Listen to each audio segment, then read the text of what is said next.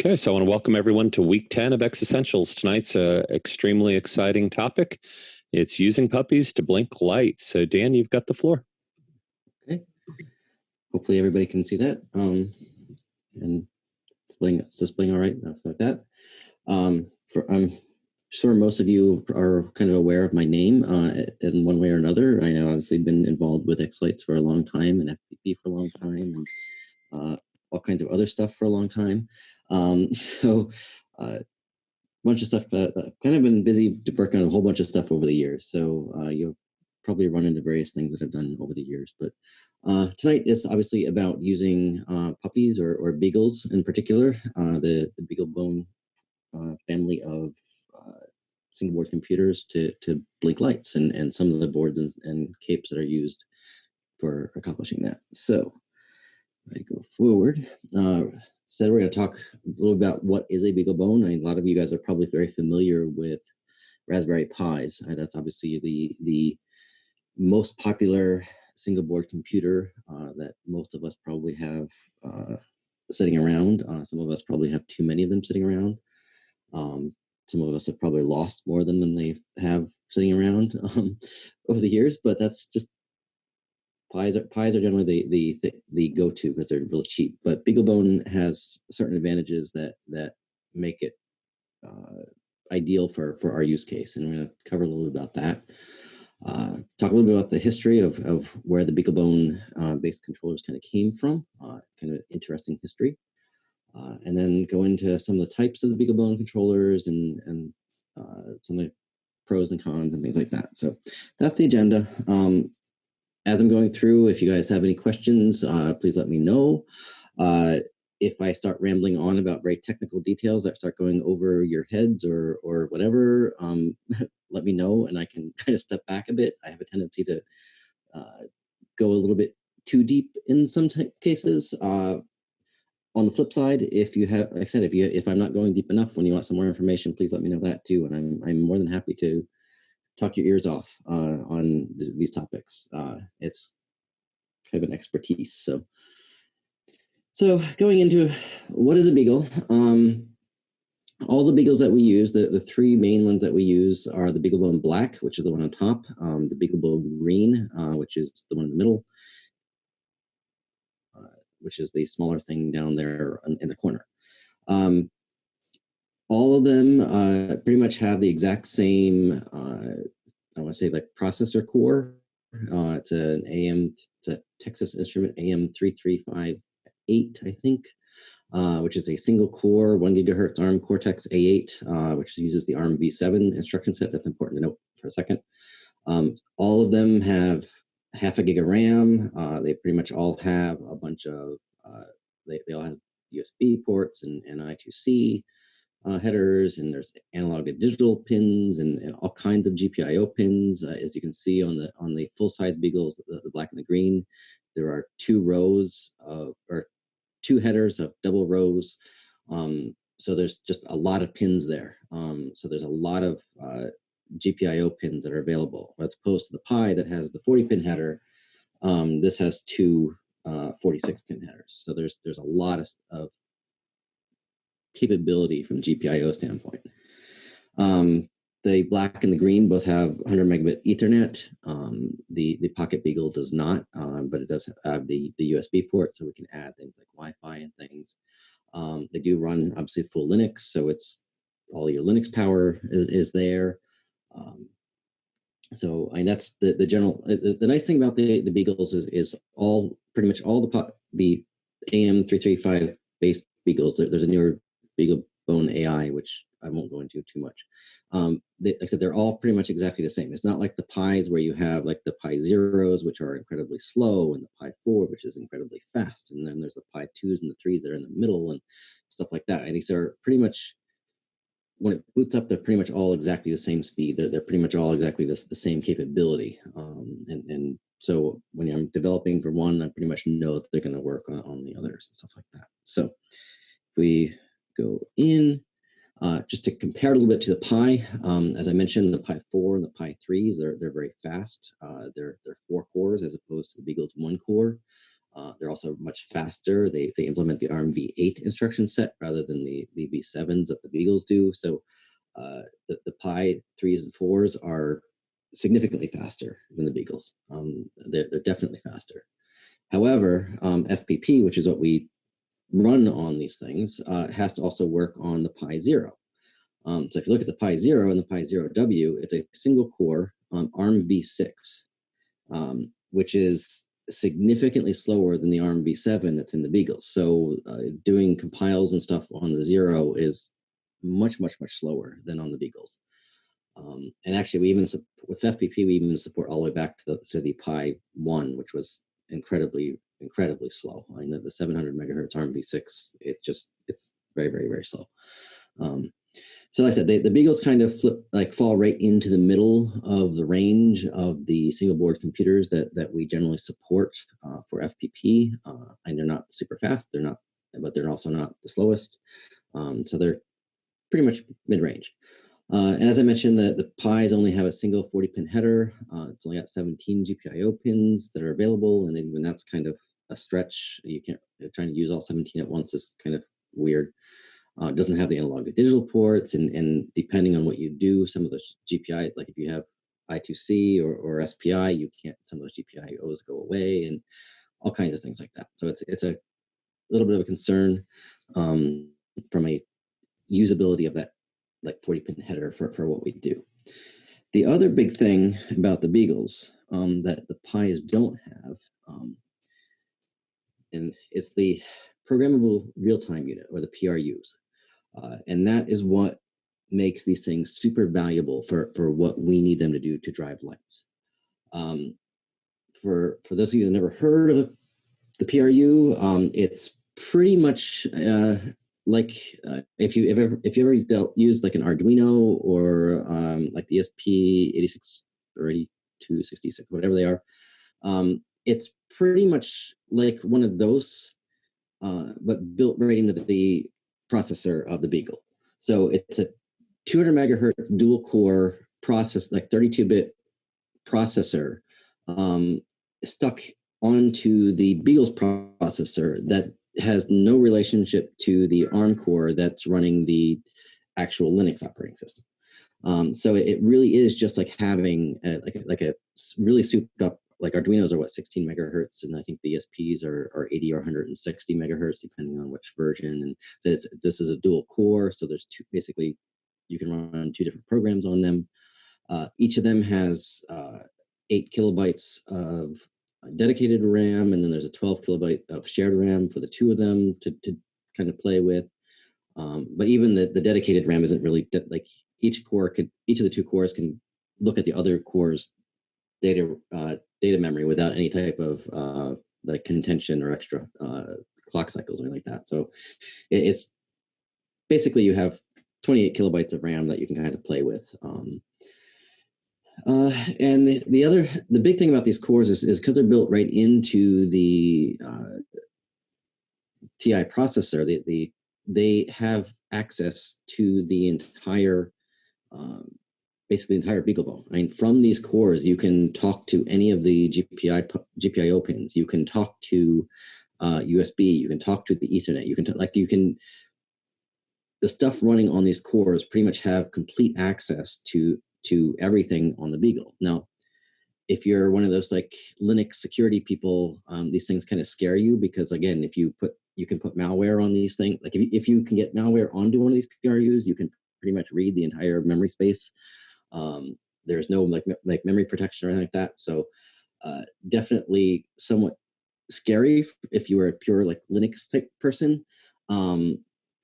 But for what we need to do, this is perfect because one of the problems that you have with driving lights from something like a Pi is the Linux operating system is busy. I mean, it's constantly doing things. So a network packet comes in, it's got to process that packet. It's got to be doing scheduling and timing and reading the F-sequence file and preparing the data and possibly doing sample. There's all kinds of stuff that the ARM cores are doing.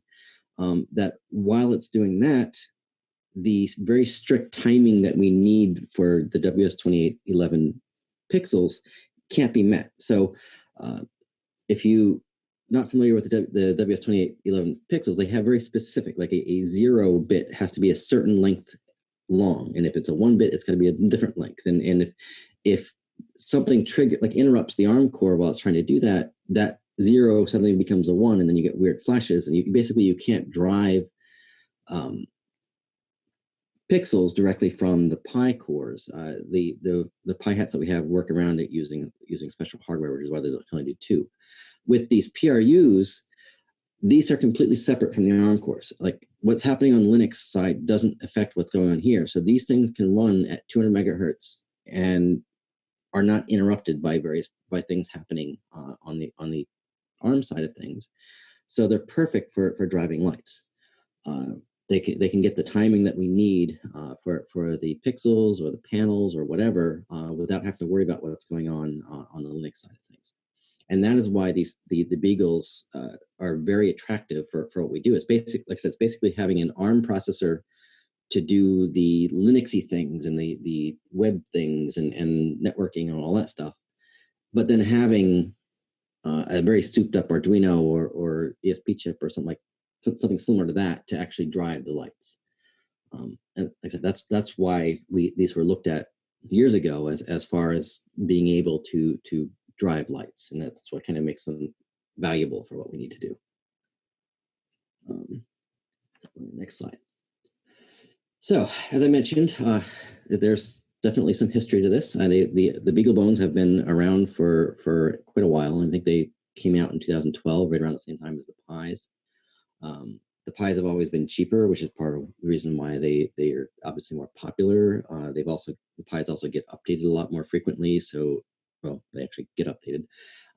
So for most use cases, the Pis are definitely a better option, and for hobbyists and running other things like our home automations and things, the Pis work better.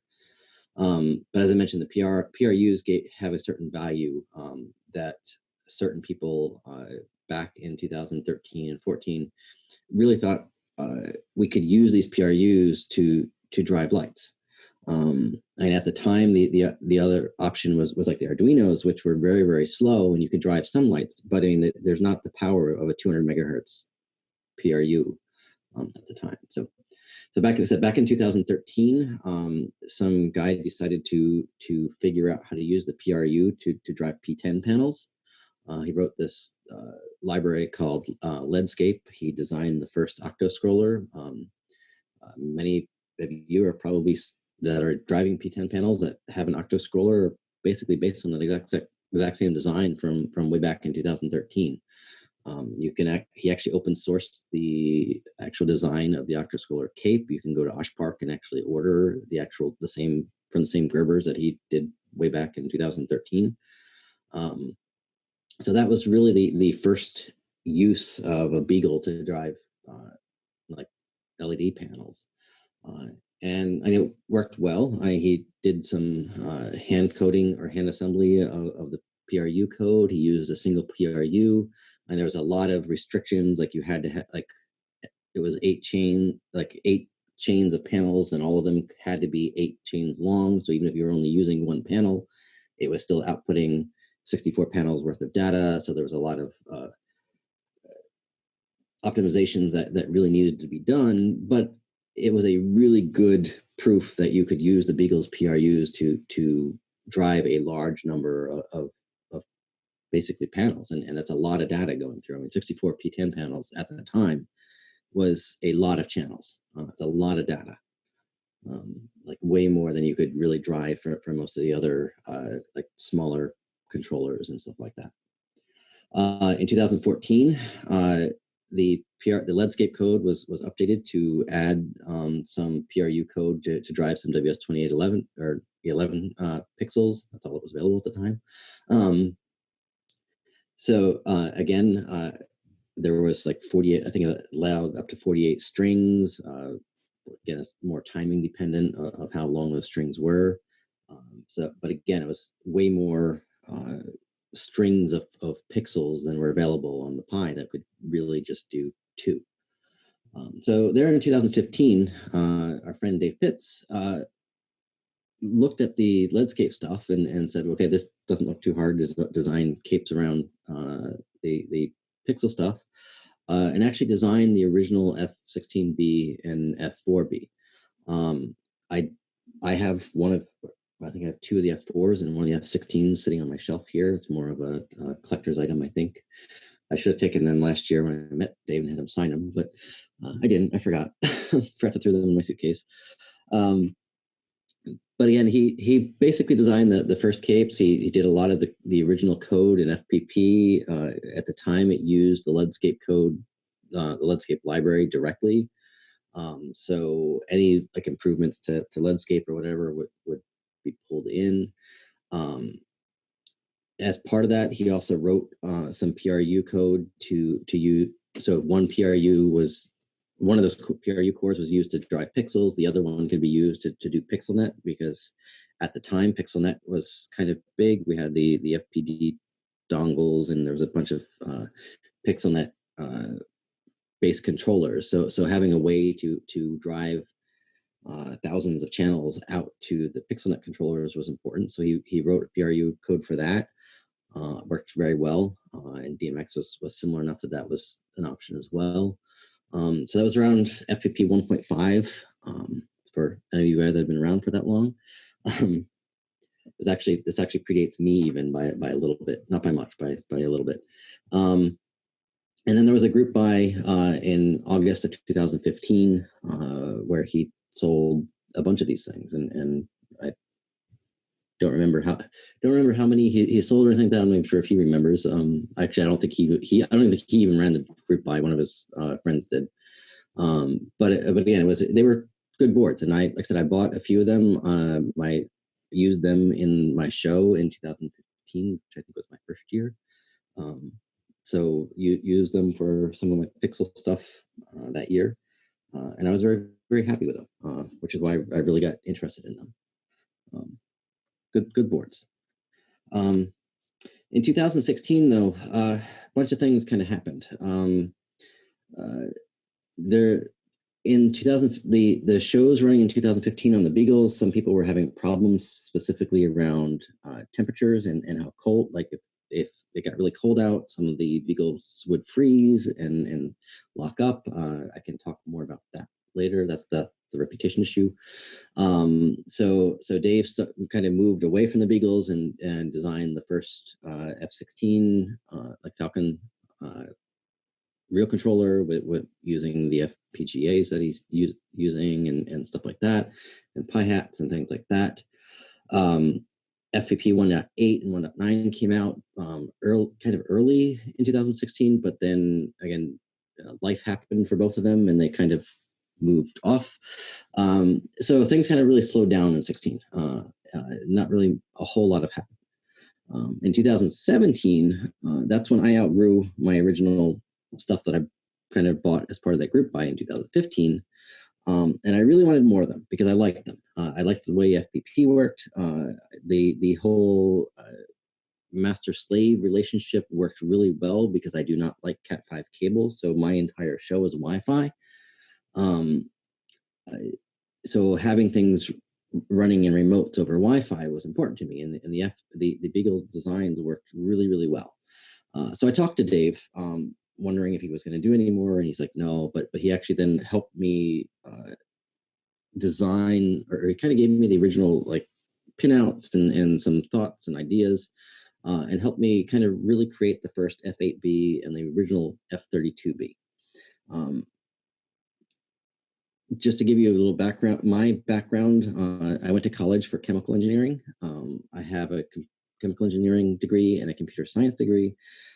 So all of these circuits and ICs and all that stuff was really not at all in my background. So at all, I knew nothing about these. I knew nothing about like Eagle or KiCad or anything like that.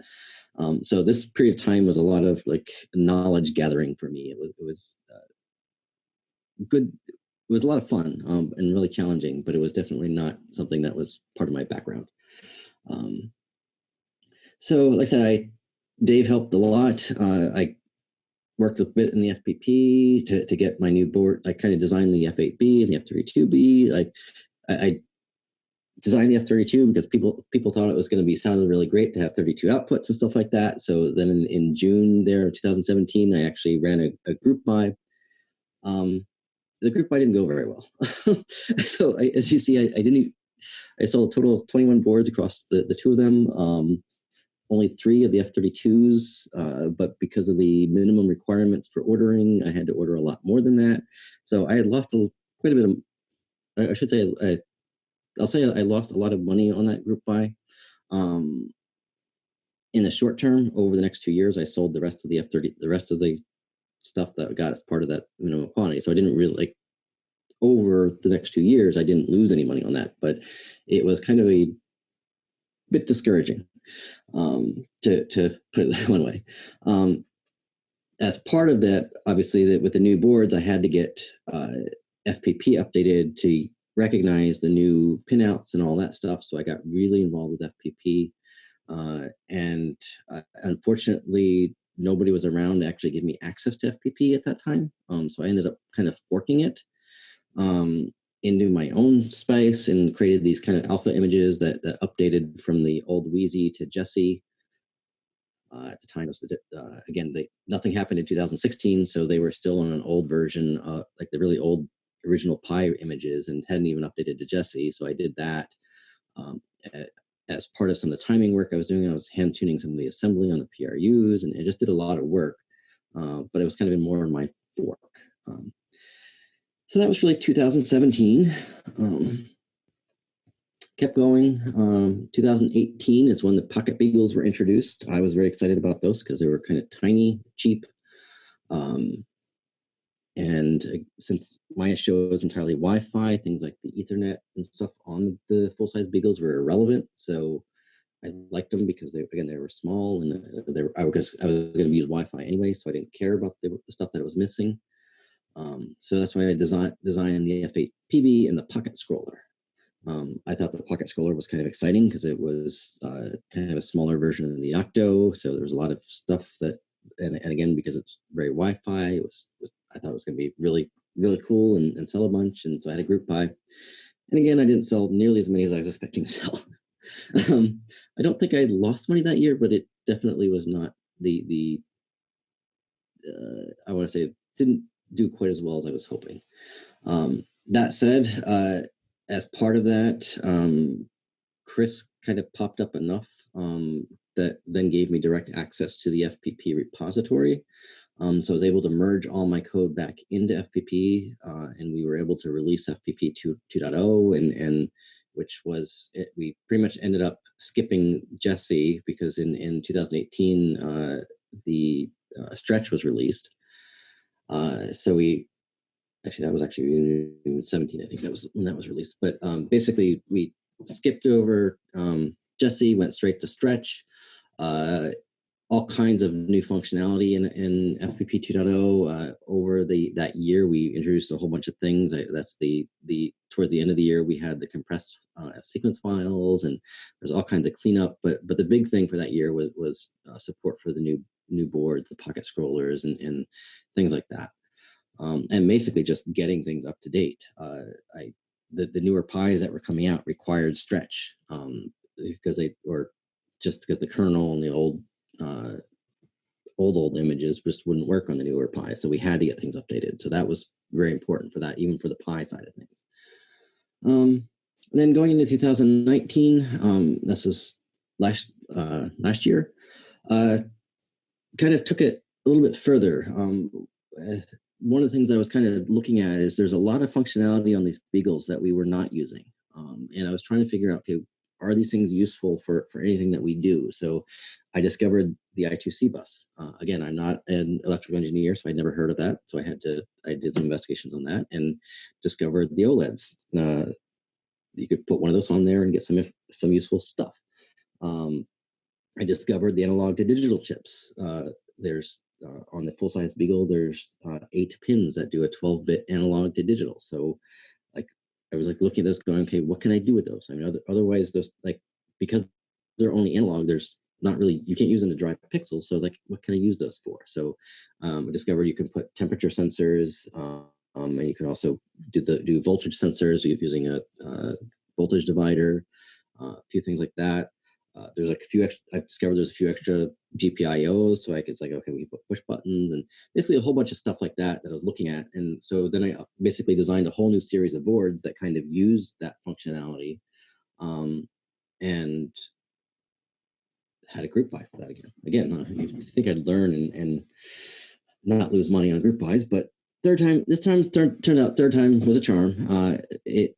The group buy went really, really well. I sold well over 100 boards, and then as part of the group buy, Wired Watts contacted me and decided to buy a whole bunch of them. So Ken was a big thanks for making sure I didn't lose money that year. So like I say, the quantity of boards that I was able to purchase easily covered all the minimums, despite the fact that I was offering 6 different boards for sale for the group buy. So a lot of people probably on this chat probably bought a board that was either part of this group buy or directly from that after that. So obviously to use all this functionality on the new boards, I had to release a new version of FPP that had support for OLEDs and sensors and push buttons and stuff like that. So that's where FPP 3.0 came from. We had to move up to Buster because the Pi 4 came out in 2019, and the Pi 4 required Buster. We actually, Chris and I talked a little bit before FPP 3 was released and as to whether we were going to stay on stretch for another year or go to Buster. And as soon as the Pi 4 came out and said that they were requiring Buster, we're like, oh, decision's made, we're going Buster. So really, it's the Pi 4's fault that we went that extra step to Buster, but works out well.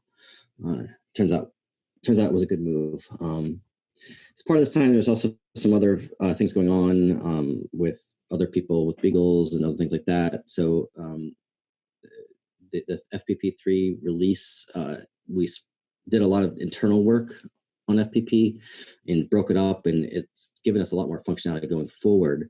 And so one of the things that we did as far as so specifically for 3, but 2.7 supported some of it, was the ability for the capes on the Beagles to specify what they are. So they have an EEPROM on them that say, hey, I'm an F8, these are my pins and stuff like that. And so a lot of the cape sensing and stuff was part of the FPP3 as well. And a lot of stuff happened there. Very exciting stuff for me. A lot of learning, a lot of challenging, and it was somewhat entertaining for me.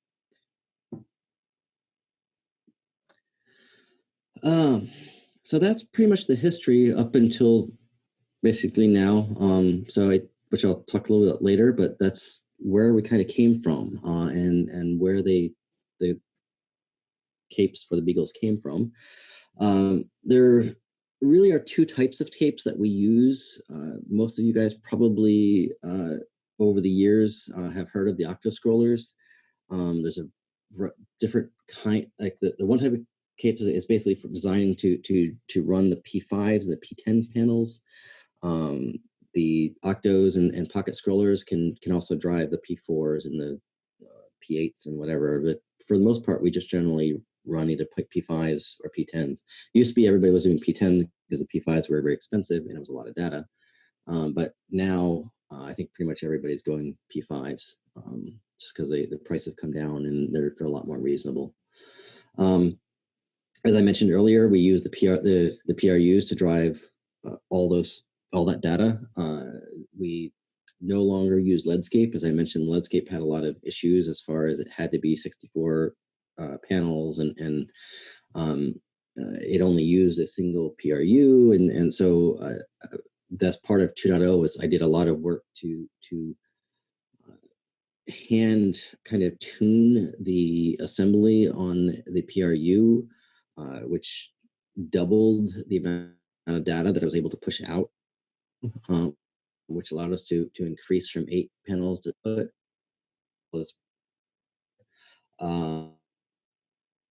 use both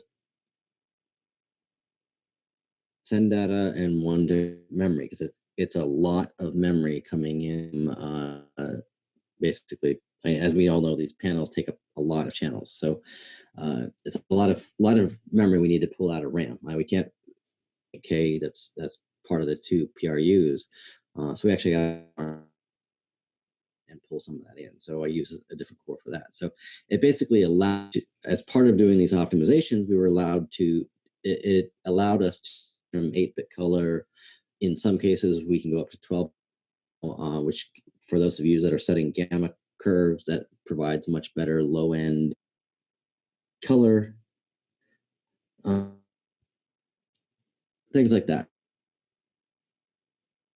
Definitely, there's a lot less flicker for any of you guys that use panels on with both the pi, like a pi matrix hat, as compared to a Beagle. The Beagles have much better color, much better, like much less flicker, partially because it's running on the PRUs, so the ARM processor isn't interrupting the pulses. But it's also just because things are a lot more optimized with the way we were able to do things on the PRUs. The color, I will say the color lights, for those of you that are using color lights, the color lights do a little bit better from a color reproduction, but the color lights are also significantly harder to set up and maintain. And generally, it's another thing kind of go wrong.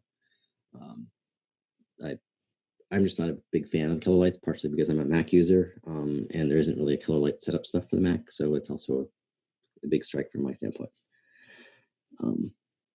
I have a feeling, I'm looking on the chat, I have a feeling part of these sound issues is internet access. I'm getting a couple of internet instability notices popping up here and there, so I apologize for that, but I think there's just too many people home using internets nowadays, unfortunately.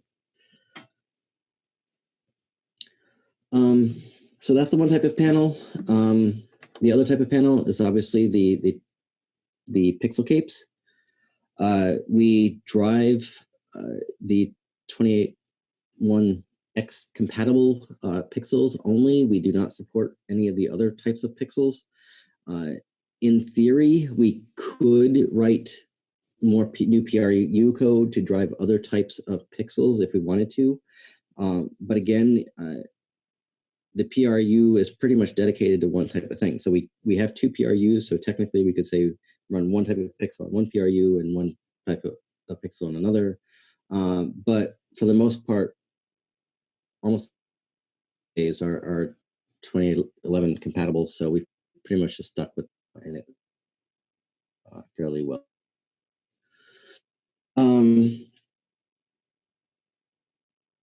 Some hand tuning of this code as well. Didn't need to as much. The protocol provides a lot of gap space in it, so there wasn't as much that needed to be done there. It was most of what I ended up doing was on the PixelNet DMX side to make it so that we could use both cores if you're not using the DMX PixelNet stuff. I mean, there's minor tweaks here and there, but nothing major. The Leadscape code actually worked fairly well for what we needed to do. The big thing about using the Beagles to drive pixel strings is the sheer number of pixels you can drive. Most of the controllers that we have, like the Falcons and the Hinks and stuff like that, they have the number of pixels per port is usually somewhere between like 600 and 1024 or similar at 20 frames per second. Because all this like we have the full hat we need, we can drive the full basically pixels at 20 frames per second. It's not memory. The restriction is really on the 2811 protocol.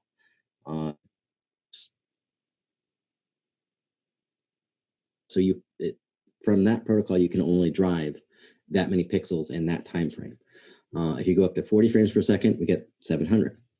And because none of it's designed for 48 strings at that number of pixels, we don't have like the banks, like the Falcon has certain banks. Like if you have two expansion boards, you have to divide your 1,000 up between the different banks and stuff. We don't have to have that problem because again, we're not memory restricted. We're not GPIO pin restricted. We have plenty of GPIO pins.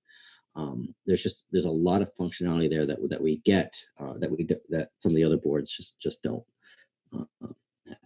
We support like most of the functionality that you have, like pretty much all the functionality that we have on port. The virtual strings, the gamma, brightness, zigzag, all that stuff. That's all taken care of in FPP. Last year was Expo, and which was fantastic, and learned a little about the smart receiver protocol. And within a week or two after getting home, I had smart receivers up and working. So that was kind of another cool thing. I mean, he helped me a little bit, and at the end of the day, his smart receivers work with my boards, and that was great. It was a good little collaboration, and it was nice to sit down with him and chat and figure out how to make that work. So as I mentioned, there's a lot of advantages, some disadvantages. Just to kind of go through some of them. I mean, the Beagle-based boards, like I say, can drive lots of pixels. They have good color. Because they're running the PRUs, there aren't the flickering and stuff that you get with the Pis. And the fourth one there, like I said, on both sides, I like to say one of the best things about the Beaglebone-based boards is that they run FPP. FPP is very, very powerful. There's no other board or controllers that can do everything that FPP can do. And it has great Wi-Fi, remote standalone, and the scheduling and overlay models. It can handle sound and all. There's all kinds of other types of outputs like servos and DMX and Renard, like this, all kinds of stuff that FPP can do. It's a very, very powerful base to base a controller off of. And there's a nice, specifically with 3.0, there's an incredible plugin architecture that we've used to extend out, and coming in 4.0, there's plugins for Home Assistant integration. So you could, like, any of your overlay models will appear in your Home Assistant or your HAS.io Home Assistant type thing automatically, and you can use Siri or Alexa or whatever to turn on lights or whatever, and that's all kind of, again, built in as part of FPP. So to me it's a huge advantage to be running FPP on your Pixel controller. That said, running FPP on your Pixel controller is also a huge disadvantage to some people. It's very complex. It's complete a lot of what people want it to do. And there's a lot of stuff that you see in there. If you're new to, you're like, okay, what is this? And definitely powerful, but it's also complex. So part of what we're doing in FPP for 4.0 is hiding some of the complexity, streamlining certain things, stuff like that, just to hopefully make that a little bit better. But at the end of the day, a firmware on like the Falcon or the Hinkspix or something like that is specifically dedicated to the task of just configuring that board will pretty much always be less complex than what we can do with FPP. But again, like I said, FPP is powerful. There's all kinds of stuff it can do. Other disadvantages, there's various things that can kind of go wrong. We've had SD cards die. I mentioned earlier back in 2015 there was the coldness problem that some of the Beagles had. That turned out to be a problem in the chip, and there was actually a few things that kind of went wrong there. And the newer Beagles don't have that problem anymore. For those of you that run FPP on a Pi, you know there's a CPU temperature sensor that appears up in FPP, and you don't get that on the Beagle. There is actually a CPU temperature in the Beagle, and back in Wheezy time, like back in the original Beagle time, the operating system would use that information to determine whether the chip was overheating or or getting too cold and freezing, and it would shut things down, things like that. Well, TI discovered that the sensor was not reliable and didn't work. So that was part of the problem. So as soon as TI released that errata, whatever, the Linux folks took all the support for that temperature sensor out because it was not reliable, and thus not something that they could reuse for making decisions about what to do, like for throttling and things like that. So that was part of it. The EMCC also had some problems. They ended up replacing, like switching to a different EMCC in 2014. So there's a bunch of things that kind of happened around that time frame, which is, again, most doesn't happen now. And so there are people probably on here that are running my boards up in Canada and things where in Michigan and stuff where it gets super, super cold, and they just worked. The other problem with the cold was SD cards. Back in 2013, 14, 15, most SD cards were only rated down to 32 degrees Fahrenheit. And that's, as soon as it got colder than that, the SD cards would freeze up. And that's one of the reasons why I keep telling people, don't skimp on the SD card. It's one of the most important things for your FPP-based things is the SD card. Get a good quality SD card that specifically says temperature proof or negative 20 degrees or C or negative whatever. It's very, very important. Don't, like, you can spend thousands and thousands of pixels, and then they spend $2 on an SD card. I'm like, why? A couple of questions related to that, which I will happy to answer. SD card versus EMCC. Again, some of the older Beagles had a different EMCC. Back in 2014, the original EMCC actually got discontinued by the manufacturer. So the models that were manufactured in 2015 actually have a different EMCC, which are much better. Again, take a look at your Beagle. If it's got a 2015 date, you're pretty much okay.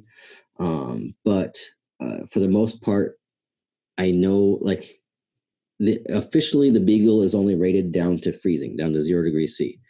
That said, the Raspberry Pi is officially only rated down to 0 degrees C too, so there's no change there. Whereas we know the SD cards are rated down to like negative 20, negative 30 if you get a good one. So I still suggest putting everything and running everything off the SD card. My entire show is run entirely off of the SD card. I don't use the MCC for anything. I've actually debated on future capes. If I disable the EMCC, I get another 10 GPIO pins that I can play with. So maybe I could put more strings, maybe. I don't know. We'll see. But in general, I prefer, my recommendation is always just get a good quality SD card and run off the SD card. That's pretty much always been, that's my recommendation. Pocket Beagle versus Beaglebone Black, it's more of a preference. The Beagles, the full-size Beagles obviously have the Ethernet. So if you are an Ethernet person, there are definitely advantages there. I'm completely Wi-Fi, so no matter what I do, I'm going to be throwing a Wi-Fi adapter on, so I don't need the Ethernet. And in general, the Pocket Beagles work well for that. The other nice thing about the Pocket Beagle is if you take a look at it, everything is integrated in one chip. So pretty much the fact that we're running everything on the chip pretty much keeps itself warm. So it's less of an issue because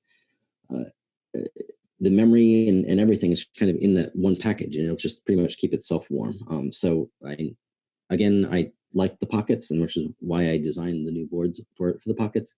That said, there's a lot less GPIO, so you can't do an F32 with like you can't run 48 strings from the Pocket Beagle because there's not that many GPIOs. So there are pluses and minuses to that. Let's see. Any other questions on there? Nope. Yeah, like the Pocket Beagle doesn't have an EMCC, so it's not even an option there. You have to run on the SD card. So again, every like FPP has to be and obviously the Raspberry Pi also does not have an EMCC. So FPP has to be designed to run off of the SD card, and obviously that's where most testing is done because again, the Pi is SD only, Pocket Beagles are only SD. So a majority of the devices out there are SD only, which is why it's a definitely kind of a preferred way of doing things. All right. And then the other advantage, of course, is the bottom line there is the FPP Connect integration in Xlights, which is getting better all the time as well. I've been actually committed a few things today that'll make that even better. It's for me, I can pretty much put new controllers out, and as long as I can get the host name set on each of my controllers, I can bring up FPP Connect and pretty much blast out the configuration, all of the sequences, and pretty much have everything other than the playlist set up in like 10 minutes. It's just, it sets everything up pretty much automatically, and it works really, really well. And it's an ongoing thing as we keep going. See other questions. FPP4 should be coming out sometime this summer. We have some more work to do on some of that. Part of it is I want to get my new boards, which I'll talk about later, because my new boards will require it. But I also want to make sure that when 4 is released, they will actually work with that. The 3B Plus and Pi 4 will work with FPP3, so that's not really needed for 4. Recommended Wi-Fi adapters. That's actually a good question. And I had some discussions with Ken over at Wired Watts about this yesterday. There's 2 sets of recommendations. The Etamax is a good one, but it's a small one and its range is limited. So there's the 2 I generally recommend. Basically I sell kind of 4 of them in my store. The one set of them is based, I can't remember the chip, it's the 300 megabit 2.4 gigahertz Realtek chip. And I sell the nano size as well as the one with the big long antenna for extra range. They work well. What I'm transitioning to though is based on the 8822BU, I think is what it is. I can look that up later. It's a 5 gigahertz or dual band chip. And again, I'm looking at a small nano size version as well as one with a longer antenna. So depending on what your needs are, they work phenomenally with FPP 3.6 or 4, not earlier versions, but if the 3.6 images and the 4.0 images, they work great. I mean, they go into access point mode perfectly. So for configuring things, it's just okay. You just plug them in, bring it up, and you find the FPP Wi-Fi network and just go to it, and you can configure things. So whereas all the 2.4 gigahertz only ones, it's very hit or miss whether the access point mode works on the Beagles.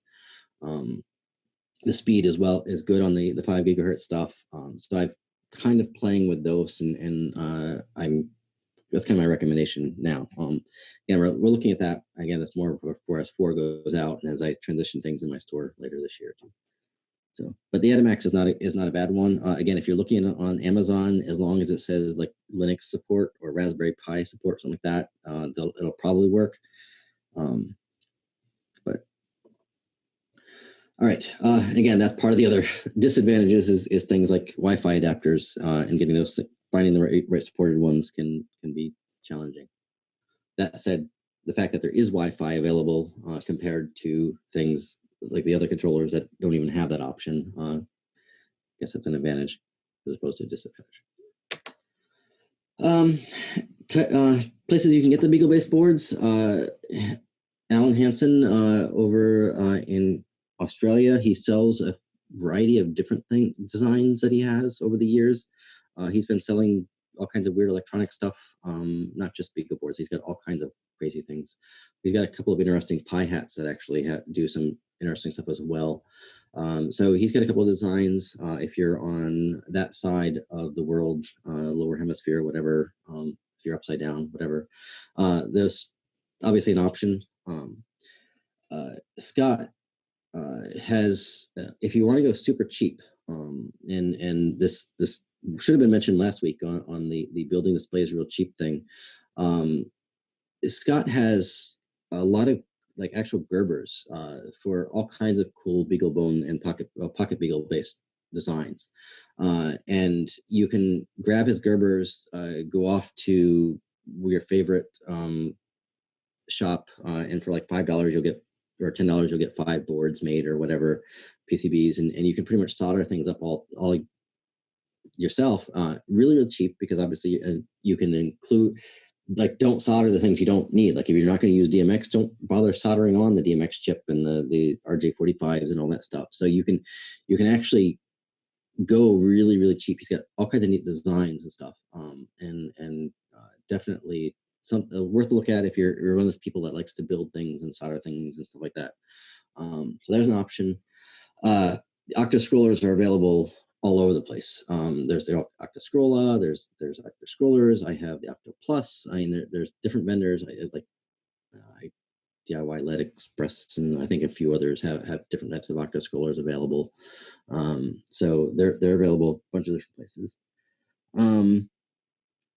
And then obviously for me, as part of the group buy last year, and thanks to Ken at Wired Watts providing enough, I want to say, ordering enough to make it worthwhile, I ended up setting up my website where I sell my boards. And my boards are generally more full featured than are available. Again, a lot of the features that you see in FVP now are written by me specifically to support new features in my boards. So I want to say they are full featured capes and can do a lot of stuff. That said, I mean, they're a little bit more expensive than what you would like. Obviously, but if you go to Scott's thing and have thing solder your own, it's going to be cheaper, but some of the features may or may not be there. So that's a couple spots where you can get the boards and different types of designs. If you have other options, or maybe I don't know what's out there. We'll see. So if you look at my boards, going specifically into my store, I have two different panel capes. The top one is the Octo Plus. It's basically an Octo scroller with a slightly optimized pinout. It adds the RTC, the OLED, the temperature sensors, and push buttons and things like that. But for the most part, if you just need to drive panels, like I said, the Octo Plus is a little bit more expensive than a straight Octo scroller. I think Wired Watts actually sells both of them, where the Octo scroller is a little bit cheaper, but doesn't have some of these other things. So it really depends on do you need or want the extra stuff or not. Some people do, some people don't. What's your budget? The other thing I sell, as I mentioned earlier, was the pocket scroller. It's the tiny based pocket beagle based. It's got 6 outputs. It does have temperature sensors and buttons that you can't really see on there, and kind of hard to get to because of the size of the board. And because of lack of enough pins, if you use the OLED, then you lose one of the outputs. So it drops to a 5 output controller. But again, if you're only trying to run a small like Tune2 sign or something like that, it's perfect. I mean, you can get like my Tune2 sign runs on one of these. I don't use the OLED. I have 6 P5 panels, so I plug one into each, and it just works. You're not going to get any flicker at all with that short of a chain. So that's my panel capes. And then if you go to the Pocket Beagle Pixel controllers, I have 3 different designs of those currently. I had the F8 PB, which has 8 local pixel outputs and 3 differential outputs that can drive like the smart receivers or differential receivers. There's also an expansion port that takes a Falcon expansion board, and so you can drive another 16 strings that way. Again, it has all of my new features, the OLED, the buttons, and all those things. The new one that I just put in the store the other day was the K4PB. It's a very, very small version. It's designed to go into a TA200 enclosure. It's basically the exact same size as a differential receiver. It's kind of a niche thing. I'm not expecting to sell many of these, partially because of it's a kind of a niche thing. It's just, again, I hate Cat5, and I have one of them in my show that goes from one of my F8s out to a differential receiver. So my goal is designing this one specifically just to get rid of the differential receiver and get rid of the Cat5. Cat5 is gone. So like a very niche. It does have the OLED and push buttons. It has one little DMX output using straight header pins, so you need kind of a cable thing. It doesn't have any differential outputs and like that because again, it's designed to be super small to go into a TA200 box, which is a very small box. It has the size of a differential receiver. It's designed to be really small. And then the other one is the K40D PB, which has 40 strings across the 10 differential outputs. Again, all smart receivers. The smart differential receivers or the dumb differential receivers, or standard, whatever you call them. But it has the real-time clock and the push buttons and the OLED and things like that. So again, it's a full-featured 40-string output. And then going to the full size. The traditional, like I said, the first one that I designed was the F8B, and it's pretty much, this is the exact same as the F8 PB, other than it uses the big Beagle rather than the little Beagle. Same pretty much functionality. It's got the OLED. It just sits on a full-size Beagle. And then coming soon, you may have seen we had some of the prototypes of the 16 go out. The 16 is pretty much, that's the picture there in the middle. Again, it's for the full-size Beagle. It has 16 local ports. It's got 16 ports that can be from the differential senders, and there's also a 16-port expansion port right here. So again, it can do the 48 across the things if we need it. The big addition this year that I've been working hard on for several months is it's got complete audio capability. So this whole area here can provide audio. So this can be a fully standalone, like if you have a standalone show, like if you need it for something like on a mobile prop, like a car or a boat or something, it can provide audio directly on there. It's a high quality DAC. It's the same thing as on the hi-fi hats and stuff for the Pi. It's a good DAC. The other thing it has is a row of pins where you can actually stick a RDS enabled FM transmitter directly on here and control all the FM transmitter directly from FPP as well. So again, it's a fully capable controller, like complete standalone, like I want to say like show in a box type thing. The other thing that I did with this is there's two dedicated serial outputs. So the old F32, which is the picture down here, is the old one. To get DMX, you would lose one of the RJ45, like one of the differential outputs, because you'd have to get a special cable to pull the DMX out. Now I have two specific outputs for DMX, and because they're using the UARTs on the Beagle, they're capable of DMX, PixelNet, LoRa, Renard. There's a generic serial protocol. There's a few other options that you can do with just pure serial.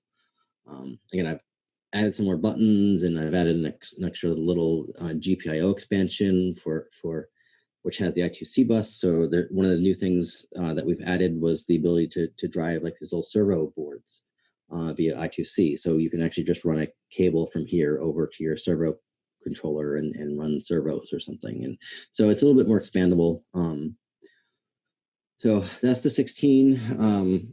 Like I said, I ordered a certain low quantity of them for prototypes. I kind of got rid of all of them. So they're not available anymore, but hopefully we'll have the real versions ordered soon of that. And then the K32AB, which will replace the F32. The F32 is what I sold last year. That's what this was. It's basically 32 outputs and then the extra 16 for differentials. The K32A will, again, the A stands for audio, so it will basically be this board with, instead of having this 16-pin expansion, we'll have another 16 outputs here, and there will be the cutout and stuff to get to the SD card and things like that. But for the most part, it's similar to that, same functionality, just with 32 locals rather than 16. So. So that's pretty much that. I'm going to go through some of the questions that are here, and then I can answer a whole bunch of other questions. Let me just read through the chat. I've been kind of ignoring it. Sorry. I need to check on the 12 versus 22 BU. I think it's the 22 BU, but I can double check on that.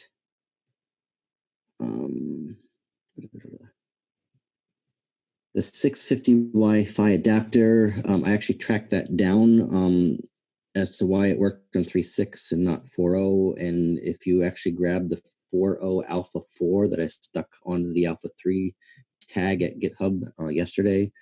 I believe that would start working again. That actually had to do, there are other, here's a technical, I'm going to start going into technical stuff. There are other Beagles that we don't generally use. There is the Beaglebone green Wi-Fi, which I don't recommend because it doesn't work for a lot of the capes because the Wi-Fi on there consumes some pins. There's the Beaglebone black wireless, which has Wi-Fi built in but no Ethernet. That works. The problem is the onboard Wi-Fi is very weak and relatively slow. So what I generally recommend is get the regular black, which has the Ethernet, and then using a real Wi-Fi adapter. It ends up being roughly the same cost and you get a better Wi-Fi. So I don't recommend the Beaglebone black Wi-Fi. And then the other board that we don't use much, you don't even see much of, is SoundCloud has the Beaglebone Enhanced. That's the blue board. And it's got Wi-Fi built in, and it's got 1 gig of memory. It's got a gigabit Ethernet rather than the 100 megabit. We don't see much of them because they're hard to find. They're more expensive than the black, and they're not completely compatible. There's one pin that they didn't hook up to anything, so one port doesn't work on any of the capes. Like if you use it to drive one of the capes, one port wouldn't work. However, it does have more memory, and they sent me a version that actually has an 8 gigabyte eMCC. So I generally use that for doing the builds. And apparently, if you do builds on there, you actually get the Wi-Fi adapter, the Wi-Fi driver for that, which is the same as the 650 that you mentioned. So when I did 3.6, I did it on that, but when I did 4.0, I did it on regular black, so I didn't include it. It was weird. It took me a while to track that one down, but again, 4.0 Alpha 3 or Alpha 4 or whatever we're up to should fix that. Why don't I like Ethernet cables? It's partially because I am so colorblind that I can't make cables. I have a very, very poor record of being able to actually successfully make cables, like sticking ends on cables, because I can't see the colors of the wires. So I have to go with pre-made cables, and so which I never seem to have in the size that I need or want. So that's part of it. And the other problem I had is the first 2 years I had a bunch of Cat5 cables because things like I had a bunch of Renard controllers because I still had a bunch of AC stuff.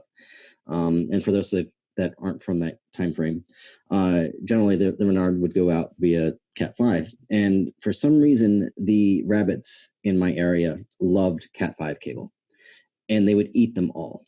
And like I said, I was very unsuccessful in being able to actually repair them.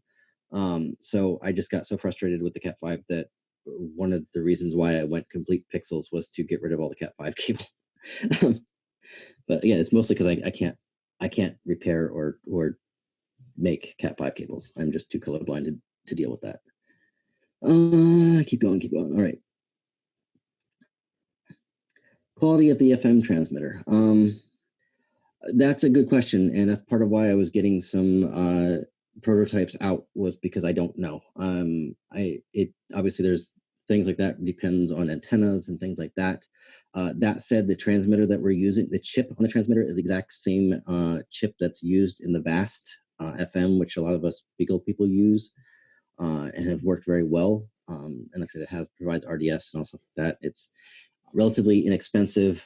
What I will be selling won't have an antenna on it, so you will need to solder an antenna on it.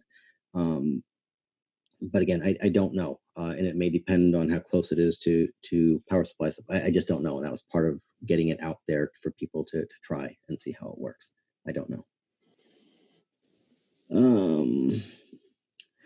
All right, for those of you that hate Wi-Fi, I don't know why you would do that, but again, the full-size Beagles do have Ethernet, so they work. Even over Ethernet, you can run them in remote mode, which is what I would generally recommend, even with the Ethernet, although you could run them in bridge mode as well. And then if you run them in bridge mode, they act pretty much like a Falcon. They get the data from wherever, and it just gets spit out of the ports. I don't see why you would do that.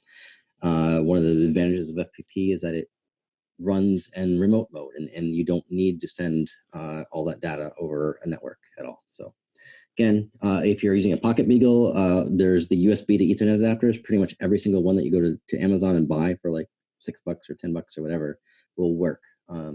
I sell them, all my Pocket Beagle based boards. I actually have an option to buy either 100 megabit or a gigabit one that actually has a USB hub built in as well. It's a little more expensive to have the USB hub built in. But if you need, the Pocket Beagle only provides one USB port. So if you need to run like a sound card and an Ethernet, you would need the hub.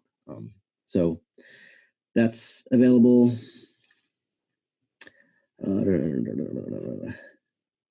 These pictures on this page don't have aren't mounted on the Beagle at all. So I should have probably put pictures of it mounted on the Beagles. I'll provide that in a second as I go through.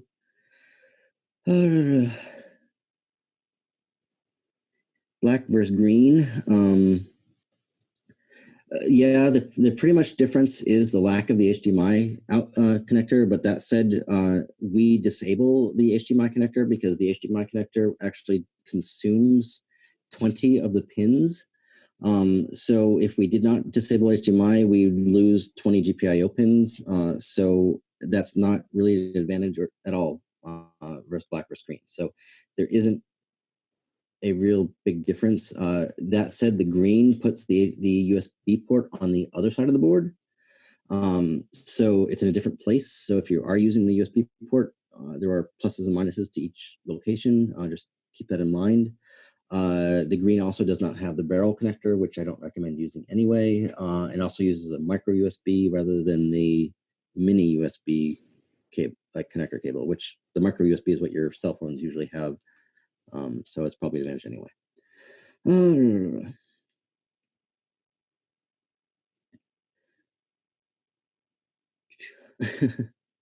Boy, lots of questions coming in. All right.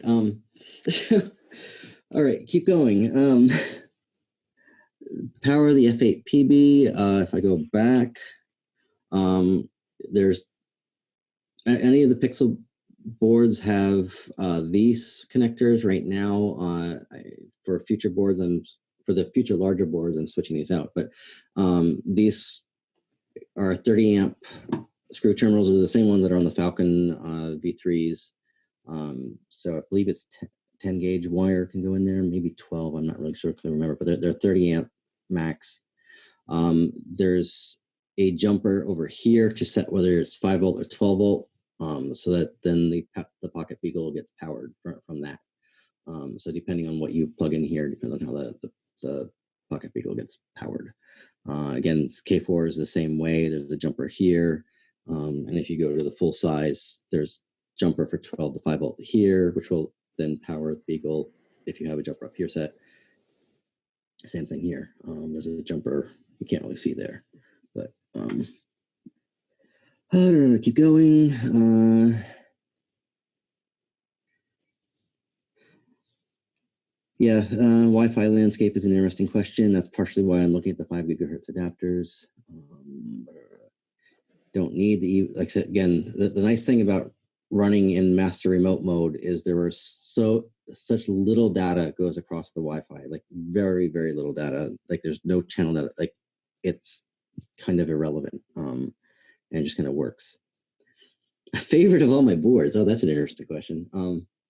I do have a soft spot just for the F8 specifically because that was my first board that I designed. And like I said, not having a background in board design, it was kind of a neat thing. And that was the one I learned the most about. So it was kind of definitely my favorite just from that standpoint. I have what, 4 of them that are, or 3 of them that are running my show, and I don't know, they're kind of cool. Pac-Man. Okay, I'm going to skip Matt's question. There's a whole bunch of those. Okay. Yeah. So if there are any other questions, if folks want to unmute themselves, somebody private messaged me one, and I want to ask it delicately, but there's a push in Xlights to use zCCP or zCCP, and that is not available in FPP. Nope. Is there a distinct, do we There's no reason, that will like, be? it's not available in the future, or it's not ever, or what? If People want to I know. had my say, probably not ever. There's no reason for its existence, really, from my standpoint.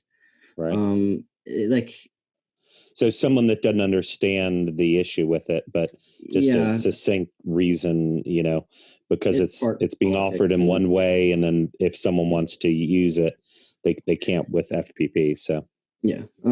But with the newer versions of Xlights, pretty much everything that you could do with ZCPP can be done with E131 or DDP now anyway. So when the ZCPP stuff was first designed, I mean, it was definitely had a lot of really, I want to say, groundbreaking ideas, and the ideas were fantastic. Don't get me wrong, the great ideas. It's just a matter of I wanted to spend the time getting those ideas to work for everything, not just one thing. So like now with the latest Xlights, again, all of the stuff that you can do with ZCP, with the exception of when you click the little output, the lights, having it configure things, um, will work across pretty much all the controllers. And that was kind of the goal. And for my controllers that are using DDP, you can actually click the auto upload, and when you click the output the lights, it will configure those as well. So again, even that advantage is kind of gone. So again, it's not a whole lot of things. The big thing from that I didn't like, the config packet kind of prevent, or I shouldn't say it won't ever appear in FPP, but if it appears, it would be without the config packet, which would mean it would work with the ESP pixel sticks, but not the Falcons, because the Falcons don't persist the config right now. I don't. It's one of those things on my to-do list to talk to Dave about as far as fixing that problem. But there's just a variety of reasons. It's whatever. Like I say, it's not really needed though for modern setups and stuff. And honestly, with the newer Xlights, it's not really promoted either, because it, like I said, everything you could do with ZCP works with E131 now as well. So you might as well just use the E131 that's compatible with everything. So, okay.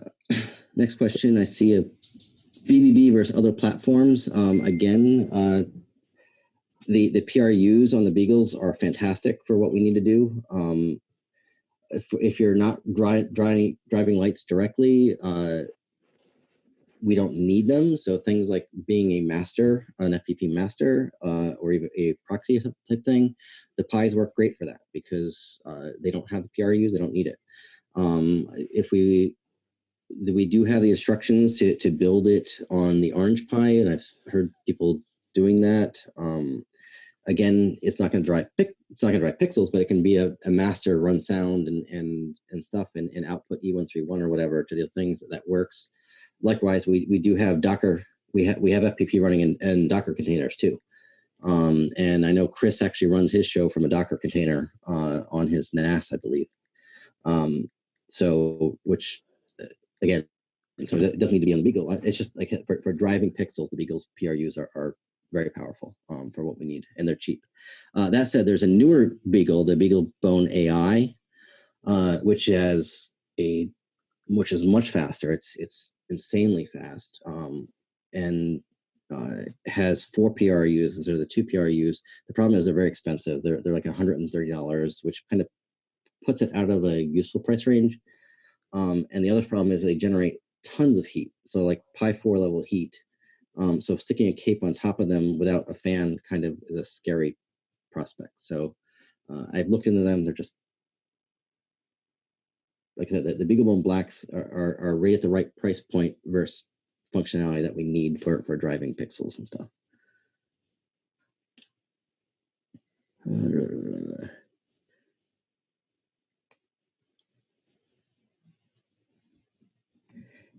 How can you do audio? If you're running Docker container on Linux, you can send the audio device into the Docker container. I believe that only works on Linux, but I'm not positive on that. It's not my area. You'd have to talk to Chris. Actually, He uses a vast FM transmitter, which is a USB device, which you can attach to the Docker container as well, because it's a USB based thing.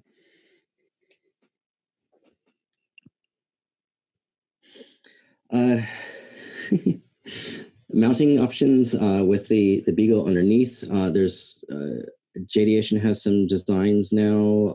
Kennett Wired Watts has some designs. There's a few others. One of the things that they're doing now is actually putting a cutout in the mounting board where the Beaglebone, so that actually the Beaglebone can sit below the mounting board. I've seen a couple of designs like that. Again, not my area. I throw things in battery boxes, so it to me, it's in a box. I don't care what it looks like.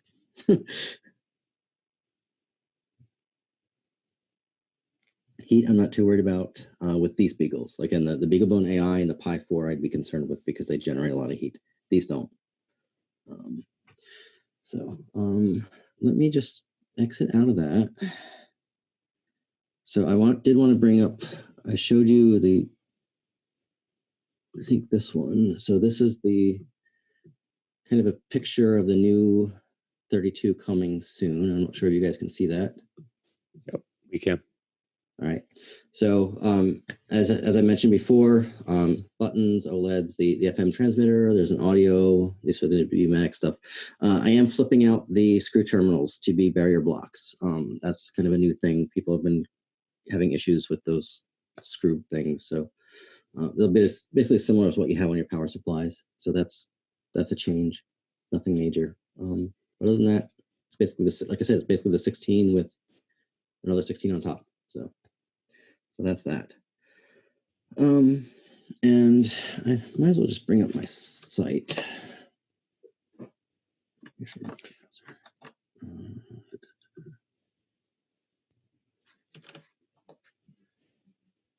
So you mentioned, what does it look like on a Beagle? I'm not sure if I have any pictures.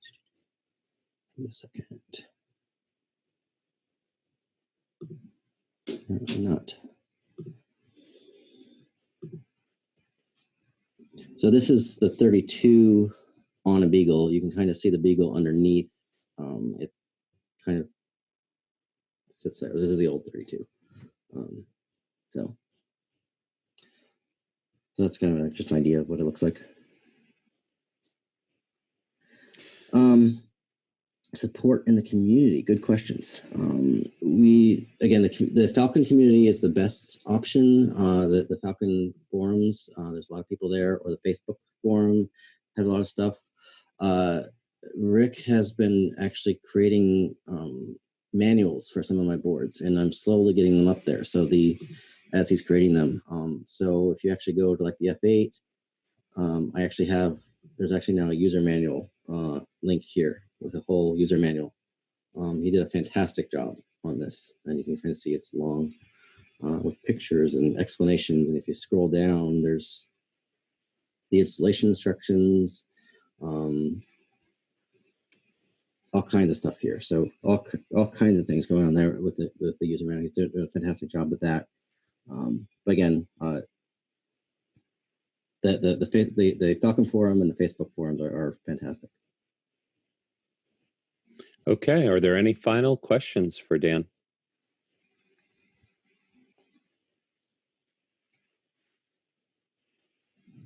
Okay. There was one just types cap. So when you use a cap, you only power the cap, not the Beaglebone Black. And most of the time it powers both.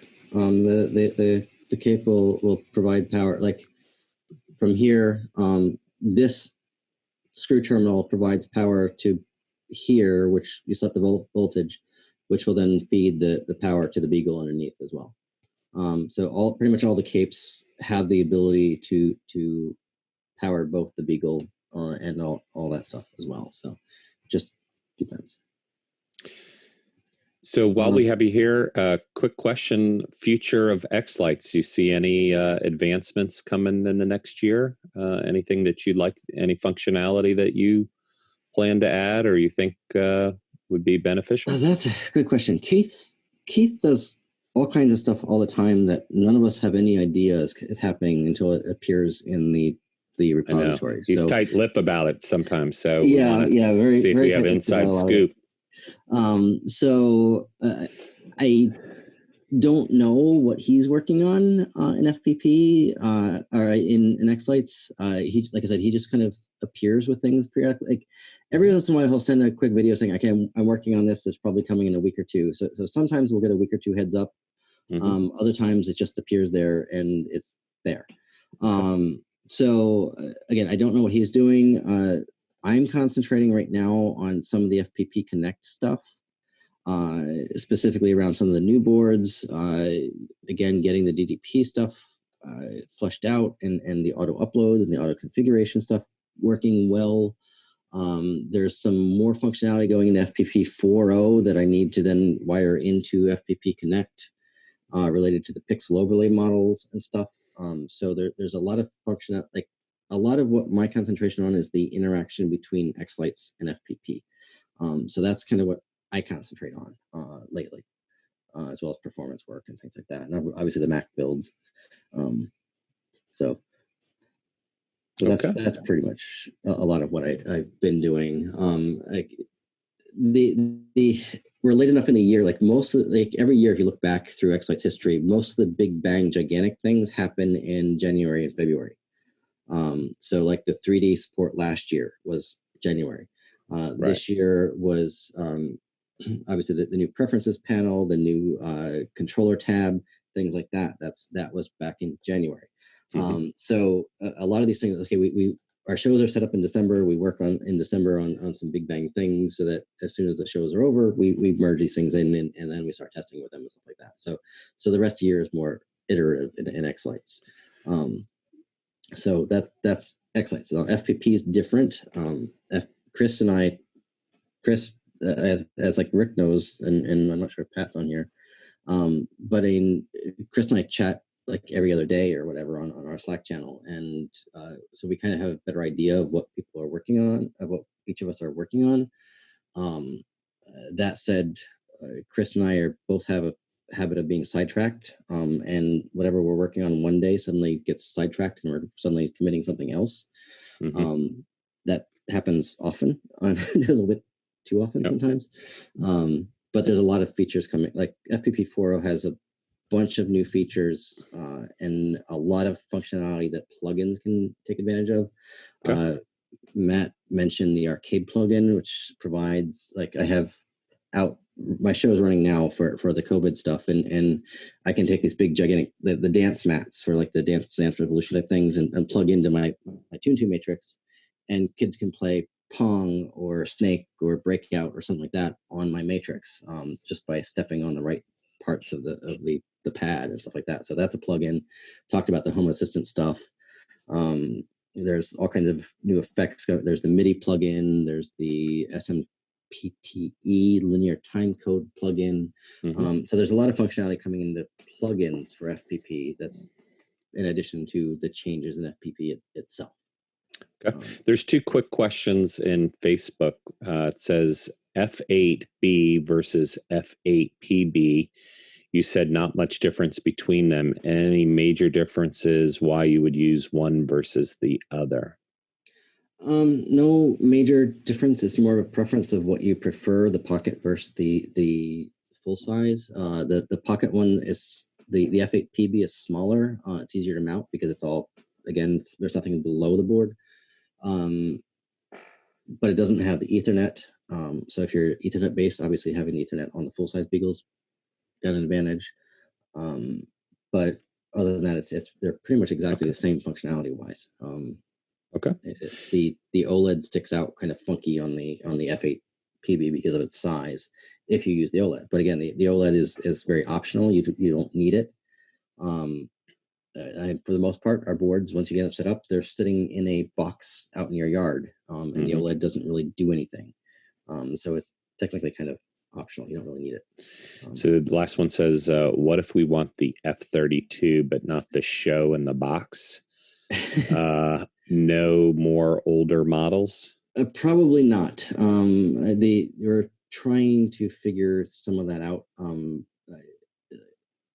the cost for the new one is going to be a little bit higher, but it was going to be higher anyway because of tariffs, the Trump's tariffs and things. But we're trying to keep it reasonably higher.